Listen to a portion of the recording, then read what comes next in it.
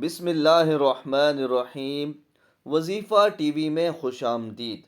آج ہم آپ کے لیے وہ عمل لے کر آئے ہیں جو پریشانی اور صدمے کے وقت نہ صرف حضور نبی کریم صلی اللہ علیہ وآلہ وسلم خود پڑھتے بلکہ اپنے صحابہ کرام کو بھی پڑھنے کا حکم فرماتے تھے۔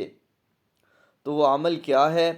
حضرت انس رضی اللہ تعالی عنہ کہتے ہیں کہ رسول اللہ صلی اللہ علیہ وآلہ وسلم پریشانی کے وقت یہ دعا پڑھتے تھے: یا حی یا قیوم برحمتک استغیث۔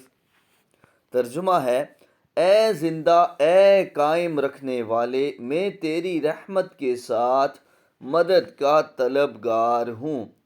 تو اگر آپ بھی پریشان ہیں، غم ہیں، آپ کی زندگی میں پریشانیاں ہیں، تو آپ اس دعا کو ضرور پڑھنے کا اہتمام فرما لیں۔ آپ اسے جب آگے شیئر کرتے ہیں، دوسرے لوگوں کو بتاتے ہیں، تو ان کے پڑھنے پر آپ کے نامہ اعمال میں بھی نیکیاں ایڈ ہو جاتی ہیں۔